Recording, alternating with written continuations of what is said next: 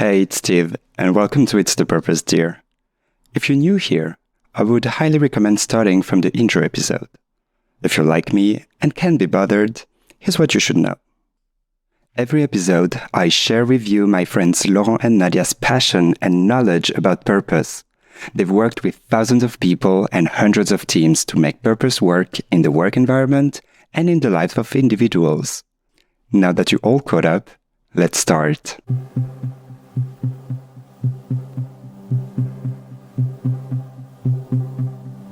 Once upon a time, an ancient form of storytelling called the hero's journey was born. Since then, it has been used many times as a model for fiction writing. Such tales goes as follows. A hero receives a call to adventure, which prompts them to go on a journey paved with obstacles before coming back to their world, enriched and matured.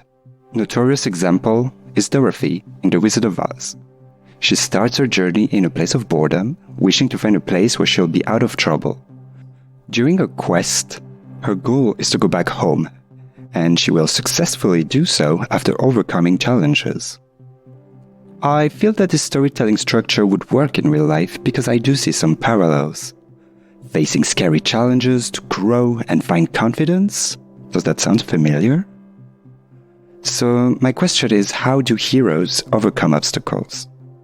Dwight Swan, in his book The Selling Writer, argues that it is because of bravery. But there's a difference between brave and courageous. So courageous comes from the word cœur from French or from cor like Latin, so from the heart. And brave comes from the Latin word barbarous, like really violent and toxic and all that stuff. And courageous comes from the inside. It's like what you want, what you need, what you stand up for. And brave comes more from the outside, like what you have to do, things you don't really want to do, but you think to have to prove a point or something. So I would say if something is courageous, do it. No matter what doubts, whatever stands in front of you, do it, because being courageous means that you stand in for what you believe, what really matters to you individually or your team. And if something is brave, don't do it, because it has nothing to do with you. It doesn't come from within you. It's to prove a point, it's to impress somebody, or if it's a duty to do something. Bravery is an act of confidence, operating in a place where fear does not exist. Instead, courage is a conscious choice, motivated by what is true to you, no matter what stands in front of you. But knowing we can face obstacles can pull us back fearing what's coming ahead. So to exercise courage, we need to face our fears. Whenever we talk about courage, it's also about overcoming insecurity and fear, and also managing or dealing with uncertainty and ambiguity. When a hero rebels against a system, she or he usually faces dramatic consequences. For example, I think about Katniss Everdeen in The Hunger Games. Her courage to fight against the oppression of the capital drove her to deal with a lot of fears. But unlike movies, being courageous at work, for example, does not need to be a rampage against the establishment. You will not face such dramatic consequences. Because being courageous, my dears, lays also in very simple actions. I think that in the environments that I often encounter with teams, even small things where I think like, this is a no-brainer, this is no biggie, for teams is like, oh, I can't do this, someone will be against it and someone will say no and I will get a bad mark, like in school. It's interesting also that sometimes things can be courageous that people don't really think they are. People always have this image in mind that courageous needs to be something really significant or, rebuilding the department or something really big. But I think the most courageous thing for a team, for instance, can be to just have fun at what they do, to be joyful in what they do, to enjoy time together, and to also talk about that, because in many environments it's like we're here for work, it shouldn't be fun, it's like you get money for that.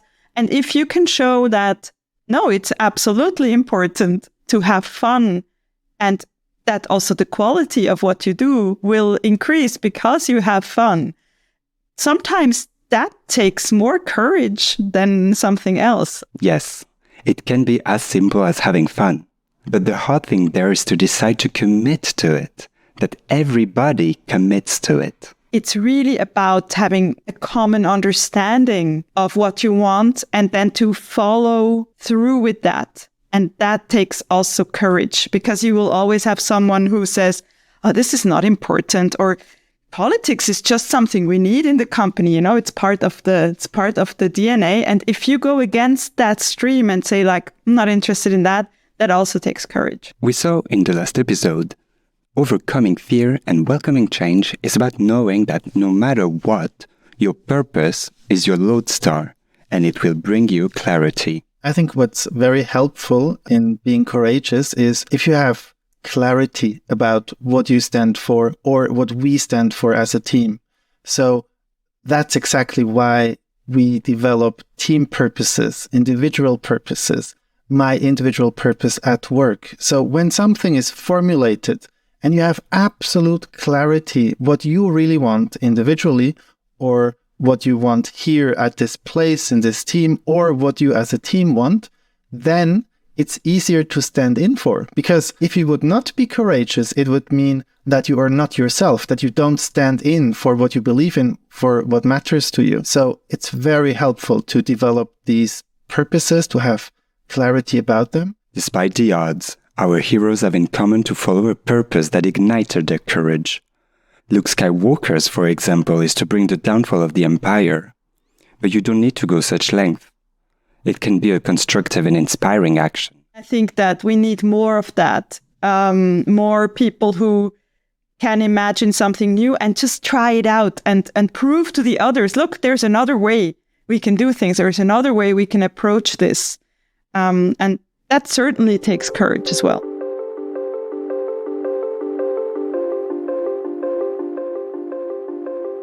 In every story following a hero's journey narrative, there's always that moment when the hero encounters a mentor. This mentor figure will help them cross the threshold to start their transformative adventure. Back in real life, we don't always get to find a mentor that helps us harvest the courage we need to take action. We can, however, make sure that we and everybody we are working with follow the same purpose. When companies say we want to be innovative, we want to be the pioneers, that means that they need courageous people and courageous teams. They need to empower them so they stand in for what they believe, what they want. And it means that whatever you want as a pioneer, there will be problems. So you need to be confident to go forward, no matter what's coming, because you're true to the purpose and your belief. It comes just to my mind that there is a connection maybe between being courageous and being in a safer space, because courageous always means that you have to you have to overcome something, that it really takes something to do a step. But how wonderful would it be if you're in an environment where it doesn't take courage to speak up, to raise your voice, to have an idea, and so on. So that's what we try to establish in a team, that they have a safe space where they know that they can come up with ideas, with raw ideas, unfinished thoughts, unfinished concepts, and they're not killed for it, but supported. People help to think it forward. We've seen that courage isn't about how big the acts you do are, but how meaningful they are. And to do so, an alignment with a purpose will create a safe space in which you can act with confidence because you are not constrained to fear. Courage is played out when you are not sure things will work out, but you'll do it anyway. You will try things out, even though this means failing. And there arises the fine line between courage and confidence. For me, one aspect of confidence is to ignore doubts, to ignore critics, to ignore anything negative, because you just know it doesn't help. So it's a decision to be confident. It's a decision to be courageous. And you know what you want, and you decide, like you ignore all the problems or all the naysayers, because that doesn't help you to do what you're convinced of. I think confidence, at least if I think about the German term, it has something to do with trusting yourself. That no matter what happens, you can trust yourself. And that you can lean in or go into this new thing. And no matter what happens, you will be you'll be fine. And you can have confidence also as a team, but it doesn't mean that you know what will happen. I think that is mostly never true in this world. We never know what will happen because the world has become so complex. So I think it's good to be confident, but not going into new things with this attitude of it will work, but with the attitude, let's find out what happens. And let's be courageous to find out what happens and then deal with that and incorporate that and do the next step. I think there is a lot of overconfidence in companies. Like, we know how it goes and this will work. But no, let's find out if what we think will work, or if we need to tweak it and go in a new direction. That is more a spirit of experimentation, and experimentation is, for me, the epitome of courage. It's like if you want to experiment, you need to be curious and courageous and risk something, I heard somewhere once someone saying that in the cave you fear to enter lies the treasure you seek. So how do you enter the cave you fear? Maybe the famous claim, just do it, is actually about being courageous.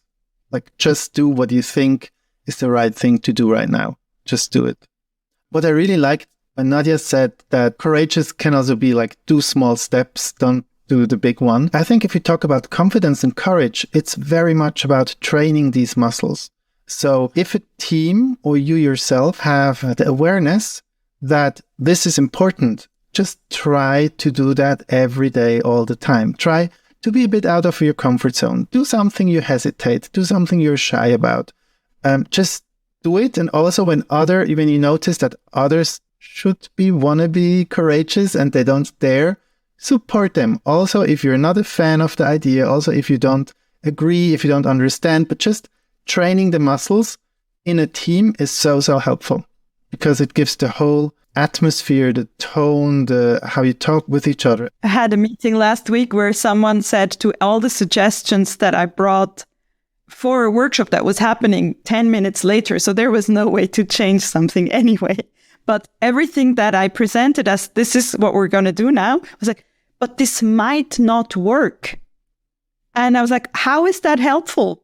Like, we will only know if we did it. And yes, you could say that about anything. You can say about anything, it might not work. I will cook dinner, it might burn. So what? I'm still cooking dinner, I think it's a muscle you can also train. Instead of saying it might not work, to say like, let's find out what happens. We cannot know what we don't already know. And even like this, it is never safe to assume things will go one way, because anything can happen. Claiming we know how things go is in a way blocking teams to feel safe to be courageous and experiment with new things. But even more, to be able to support each other. There are many ways you can face challenges courageously. But dears, don't feel put off by what's ahead, because not every challenge is the same. You can have predictable challenges in which you can control outcomes, but you can also have complicated challenges where you don't always know what will happen. Sometimes, the most complicated challenge is to simply have fun.